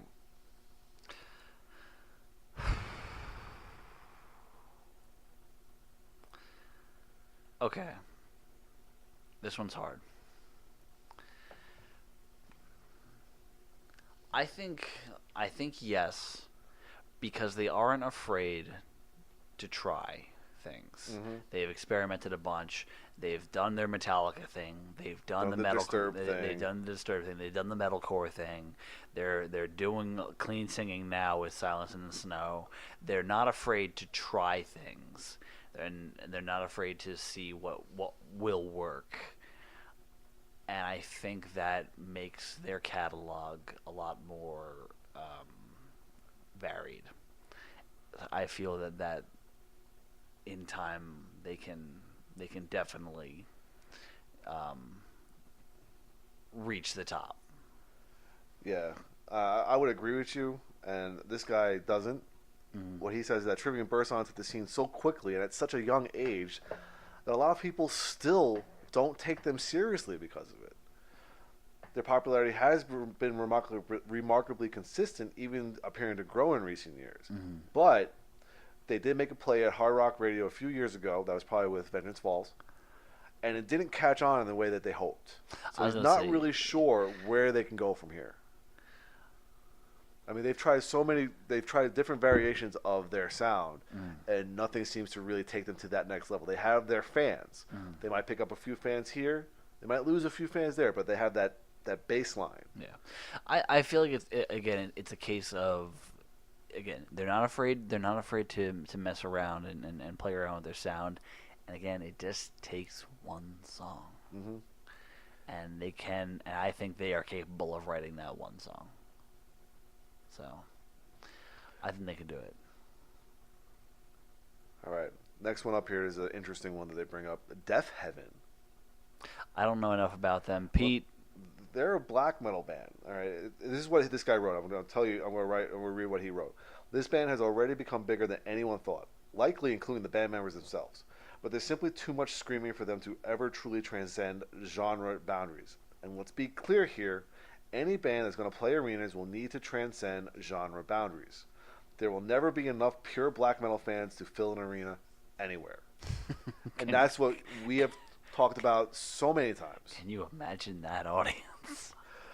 That's what we've talked about so many times about crossover appeal. That's what you need. Yeah. Because you don't just need your hardcore fans to fill in a place. You need the casual fans. You need the hardcore fans that bring the casual fans. You need the hardcore fans that bring the non-fans to check out the band that they love. Mm-hmm. That's what you need. And some of these bands that we're talking about, all they have are your hardcore and maybe some casual fans. Yeah. That's all they have. Yeah. While Metallica and Iron Maiden and Judas Priest. Metallica has your mom. I mean, Metallica has generations of people going to see them now. Yeah. Judas Priest, Iron Maiden, same thing. And the thing is, some people go to see an Iron Maiden show just to say they saw Iron Maiden. Yeah. Because they've heard about it. Yeah. I had a friend who went to the show last year because she got free tickets. And she went because she heard the name Iron Maiden. I'm pretty sure Lindsay has seen Iron Maiden more than Pat has. Oh, Pat, dude, he just called you out. Wow.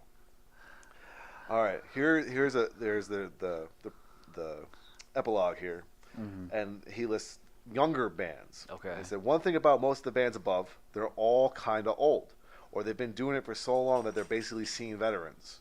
Mm-hmm. If we're going to have any meaningful conversation about future headliners, I believe we got to look at the young bands who are currently tearing shit up in the underground or are rising out of it. That's what I said before. And he liked to post the following, or posit the following. Mm-hmm. Some of the bands that you've gotten albums from me, as a matter of fact. One of them being Code Orange, Power Trip, Gate Creeper, Rivers of Nile, Fallujah, Paul Bearer, and Chemist. I don't know enough about any of these bands to really... I like Chemist, so... I like Code Orange and some Power Trip. Code Orange is definitely good. Right, Power Trip, I'm. Now that we've gone through the list, do you see any glaring omissions? No. I do. What's that? Opeth. Where the fuck is Opeth in this conversation? They're releasing an album where they sold out the Red Rocks Amphitheater, which is a huge thing. Mm-hmm. Can I see them selling out like the AT&T Center? Possibly. Possibly. I mean, their sound has changed so much over the course of their career. Mm-hmm. And they've become so much more accessible. And their show is so much more of a rock show and not just a heavy metal show. That I can definitely see them reaching that level. Not just headlining the Prague Festival, but maybe even headlining like a Vakken or like a Rock in Rio type of thing, something like that. I'm not sure. But I definitely think that they were slighted on this list. But there definitely was something missing there. Is that your only one? That's just, like I said, a glaring omission. Okay. But do you think of anyone else? I can say that a lot of the bands around here, because you can say this about anywhere you go. I just say this around here because I know plenty around here. But there are a lot of the bands around here who can, if they work on their live work a little bit more, can dominate a stage.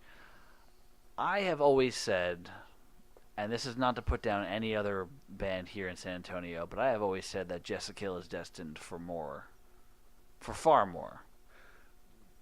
Do you think that their sound kind of prevents it from happening? And by sound, I mean... I don't think so. I don't think... They have a heavier sound, but they have enough that it's accessible for a wider audience. Nah, I'm not sure about that one. I think their sound is a little too niche. I said that they're meant for more. Right. Okay. But maybe not necessarily the arenas, because again that requires a little bit more to it. But I feel like I can see them among that top second tier. I can see them, among the arch enemies and everybody else we mentioned as being, the mastodons and whatnot. I can see that sound being in there. What about a band like Iced Earth? Because I think there's a lot of bands that they fail to mention here that are very popular.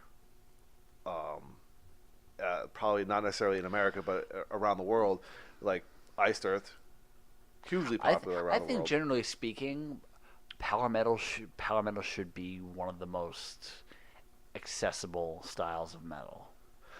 People probably might be turned off by the cheese of some of the power metal bands. Listen to the radio. There is so much cheese. Oh, I know that. There is so much trash on the radio that it can straight up Wisconsin is jealous. That's the kind of cheese. Or how about a band like Nightwish? I mean, they're humongously popular. And they seem their popularity seems to grow every time they release a new record or change singers. But they haven't changed enough. They're stagnant. In fact, I don't like the last album. I think Endless Forms Most Beautiful is a step back.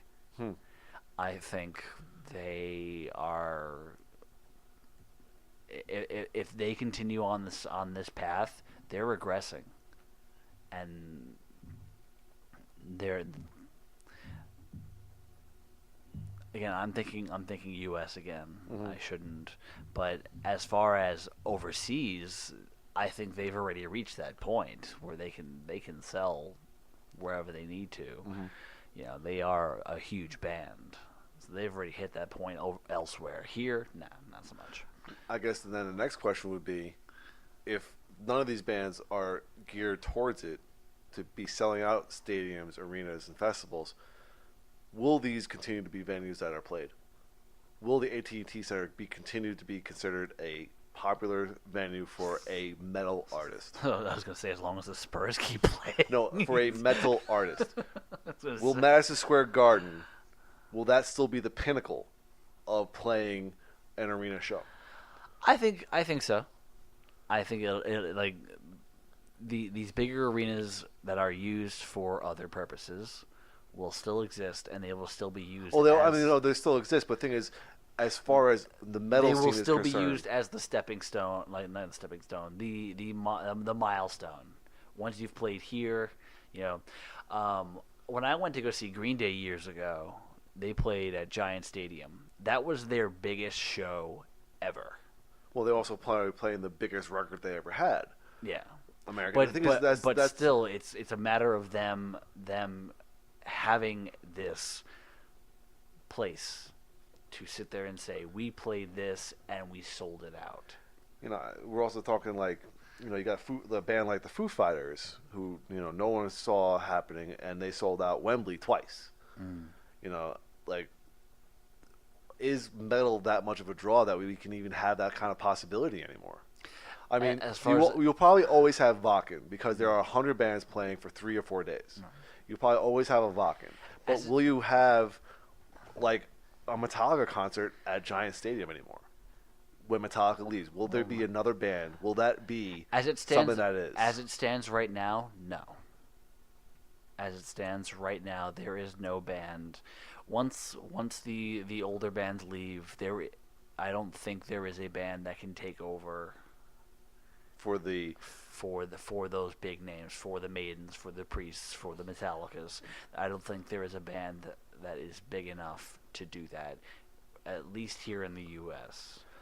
Elsewhere, I can't speak for because I don't know how the venues work, but there are plenty of bands that will headline. Plenty of the bands that we mentioned that will headline shows at festivals and whatnot, and will probably sell tickets just on their strength. Mm-hmm.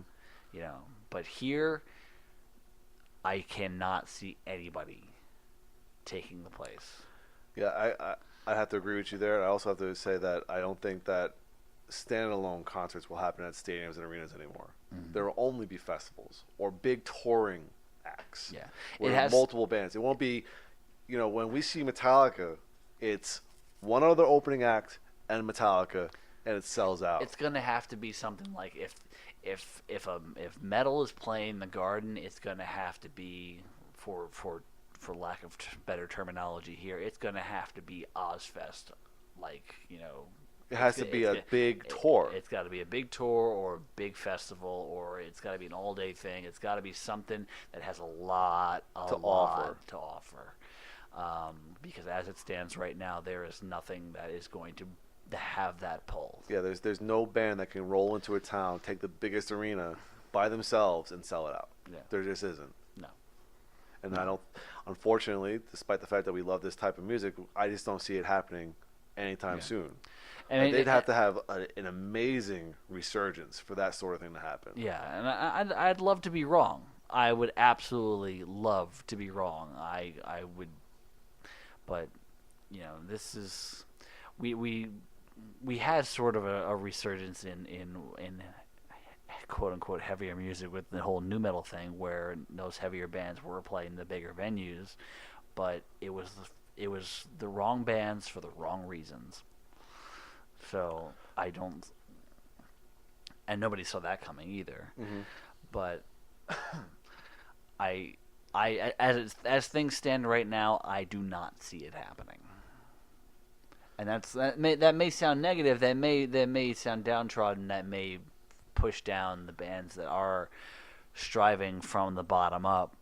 But again, being in that middle tier is not a bad thing. Now, do you think that promoters and like investors, that instead of trying to get these bigger venues, that more middle line venues will start opening up, like more along the lines of like the Aztec or the Majestic? Oh, yeah. I mean, we lost Roseland in New York City. I think that's really. I think so. Wow.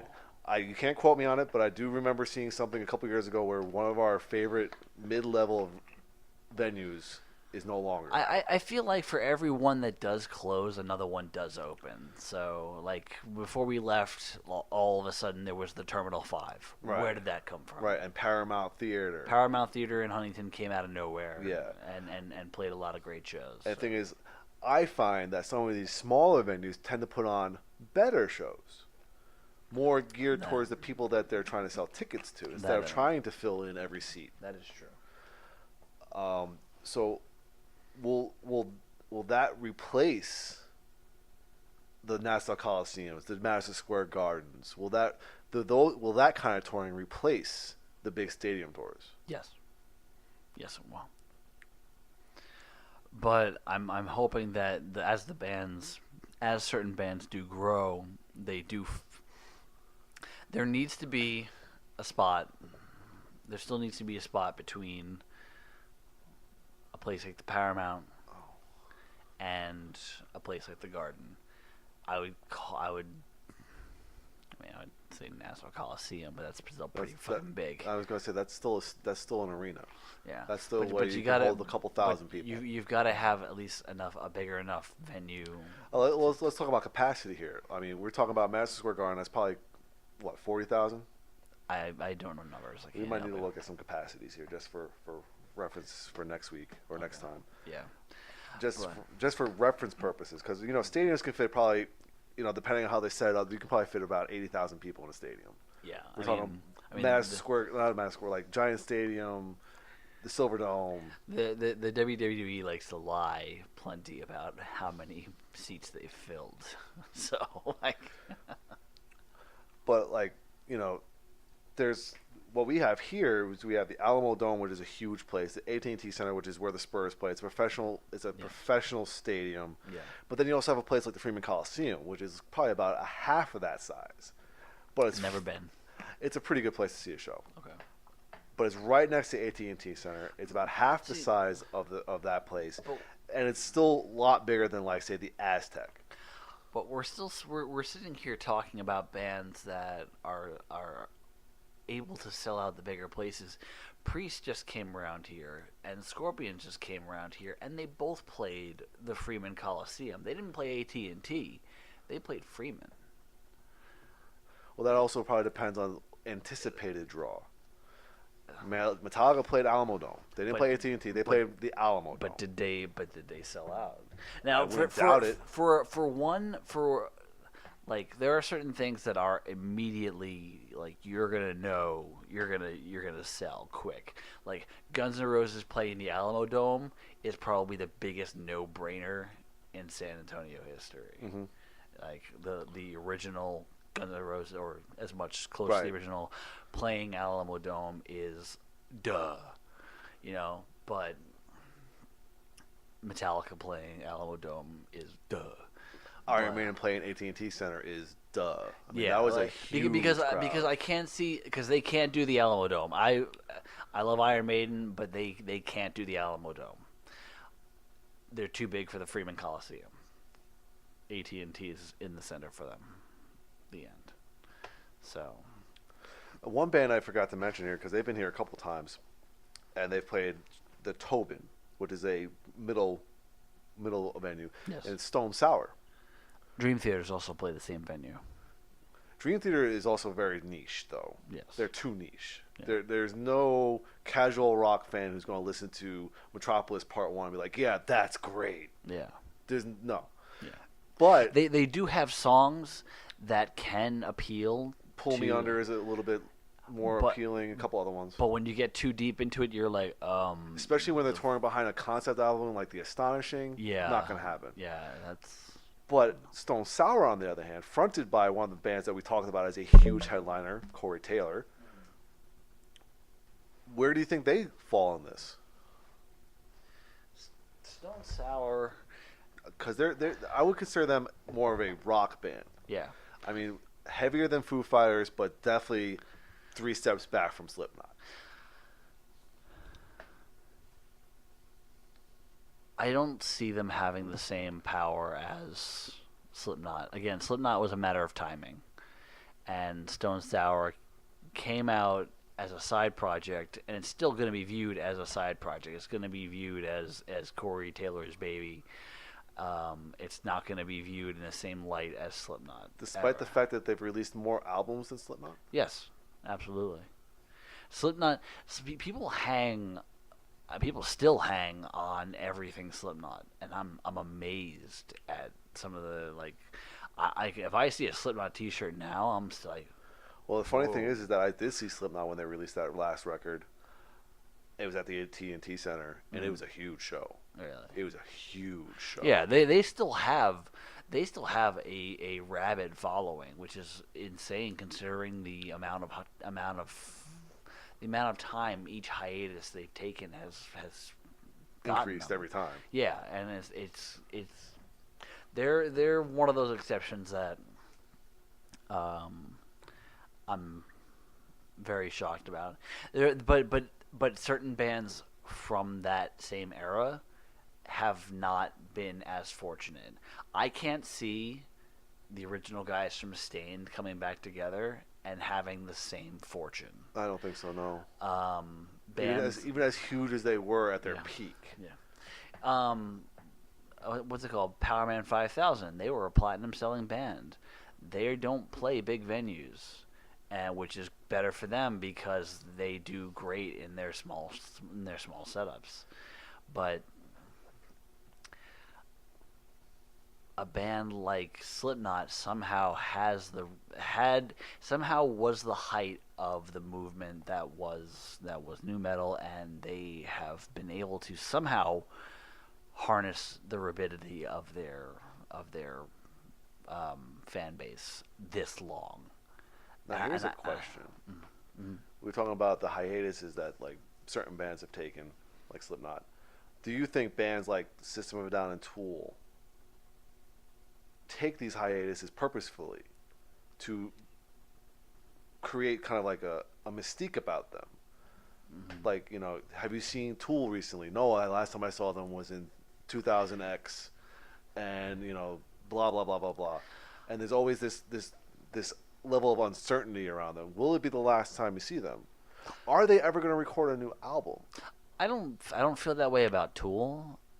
Well, A, because I have less concern about Tool. B, because there's never been any sort of aura of dissension with Tool, as far as I can tell. It's always been a matter of, as we've heard, the new album is stuck in kind of like a legal limbo. Yeah, but last we heard. with the band itself, it seems like they can kind of just do what they want to do. It's never been a matter of like, I hate you, I want to get away from you. Whereas System of a Down, there has been a more public knowledge of them having some internal struggle. Like just recently too, I was reading articles where Serge didn't want to do either Hypnotize or Mesmerize. He didn't want to do it. Which is a shame, because Mesmerize is my favorite album by them, except for one song. And I didn't actually know that he didn't want to do that. Apparently that was a big thing. Like there was a lot of tensions going on. Well, I think that was sessions. a record label probably thing, right? I don't know. Yeah, I'm going to guess that was more of like you're contractually obliged to give us this, give it to us. That's a guess. I don't know that for sure, but there's known internal struggles with System of a Down that the hiatus is necessary for them. Yeah, but then when they come back from a hiatus, they do shows. They get these huge venues. They do these huge shows, and then they disappear. Do they do that purposefully? Do they do that for the sole purpose of getting people in seats? I don't think they do. They do it purposely, because each person has gone off and done their own thing, and they seem to be quite content doing that. It seems like them coming back together is more of like a maybe it's time kind of thing. Do you ever see them getting to the point where people don't care anymore, and they are downgraded to a smaller venue? No, unless they come back full time and degrade their historical value. I think that's where I was trying to go. Is that, how about this? Do you think if a band like System of a Down continued recording records without the hiatuses, if they just were a full-time band all the time, do you think they would still have the drawing power that they have had before? Do you still think that seeing System of a Down would be as special as it is right now, if they were consistently doing it? It depends. It depends on if they burned out. I mean, I can't sit here and say what the last few years would have brought, but considering that idea that the band members were kind of at each other's throats, they probably would have ultimately started releasing bad material. I was going to say, like, do you think they would have hit their ceiling, kind of like what we're talking about with Killswitch Engage? Well, Killswitch Engage will forever be able to sell out smaller tours. Would System of a Down reach that level if they kept on going? Would they have reached a ceiling where people are consistently like, all right, well, their last album sounded like the last album. Did they stop just in time to keep people engaged? Yes. Actually, no. They should have stopped at Mesmerize. But as a whole, though. Yes. Ending off on that double album of ridiculously great songs, yes. for the most part. For the most part. And then disappearing and not recording a single thing since then, but still coming back for these huge shows. If they continue to record albums with varying degrees of success and failures, you know, if they just hit... Would it have been as good? Would it Probably be as not. special to see System of a Down today as it was back then? No, absolutely not. It's special to see a band reunite and do their thing. Same case with Faith No More. It was I made it a mission for us to go see Faith No More on their reunion tour when they got back together and made a new album and they played in Houston. I made it a mission for us to get out there and see that show. But would that have been such a big mission if they were still going? No, because by then I would have seen them, and by then I may not have been as enthralled by their catalog. Do we think that maybe possibly some of these bands are suffering from not just oversaturation of the scene, but oversaturation of they have too much material out too soon? It's possible. Not enough time to absorb what they're doing. Because a lot of bands do come out with stuff in a consistent basis every 2 to 3 years, but that argument depends on the band. If the band is releasing stuff like I make mention in our upcoming Ghost review that the new album feels very short. It is. It feels it's actually it's not. It's 40 minutes long. That's That's not a long. I was gonna say that feels very short. Yeah. It's a very quick 40 minutes then. So you have your 2 instrumentals which clock in at 10 minutes total. And then the plus opening your opening track which is 82 seconds. So you technically have 40 minutes of music. And I said in the review that the band is fairly consistent in releasing music. Every 2 to 3 years, they release something with a one-off EP. If they took 5 to 6 years to release music and they released a 40-minute album, I'd be mad. There was somebody who did that fairly recently. Life of Agony. Their last record. It wasn't them for me. It was their last record was their first record in a long time, and it was excruciatingly short as far as I was concerned. It just felt very underwhelming and lackluster. Yeah, if you're going to take that amount of time off, the amount of time that you put into what your product is going to be needs to compensate for it. I'm talking like if you've been gone for 5-6 years, I'm looking for a 50-60 minute album. Well, what about the Faith No More record? They were gone for 18 years. That wasn't the longest album in the world. But it was good enough to satisfy me. Remember, uninformed yet heavily biased opinions here at the Shred Shack. Yeah, it was still long enough. I can't look up. We're far off topic now. Yeah, but even so, it was still filled with enough good music for me to really be content. Because with a band like Faith No More, the fact that they even were releasing an album was good enough. True. So the fact that it was a good album was even better. Like a happy accident. Yeah, exactly. So I was happy with what I got, and I could have walked away from that and been perfectly fine. Cool. And actually, it wasn't that short of an album either. It was definitely between 40 and 50 minutes. It was like a 50-minute. It always seems to go by so quickly. Yeah, it does. But I think it's because of the excitement. Yeah. But we are a little off topic, and I think the consensus is that we're not sure who will be the next big metal band, if there even is going to be the next big metal band to sell out arenas. If there's not, the metal scene as it stands without the big names is. And the fact of the matter is, we've always been a scene that says we don't need the attention, but then we cry about not getting the attention. So where do we draw the line in the sand? It's also a scene that constantly sits there and says that it's dead, and it's like, shut up. Well, we never say it's dead. No, I'm saying that the metal scene constantly says that it's dead. It's like then pack it in, walk away, and let the band that actually wants to play metal music take your place, because there are a lot of hungry bands out there that would love to be in the place of the bands that are sitting there saying, oh, metal is dead. Mm-hmm. Get the fuck out, go sit your ass down, because this band deserves your spot. So, and I can rattle off a few. I'm not going to, but just if you think, I will say that metal in the biggest possible mainstream way is, in fact, dying and will die. But metal as a scene, as a form of music will never, ever die. Mm-mm. Period. As long as there's a kid that wants to pick up a guitar, I don't think that's ever going to die. You're goddamn right.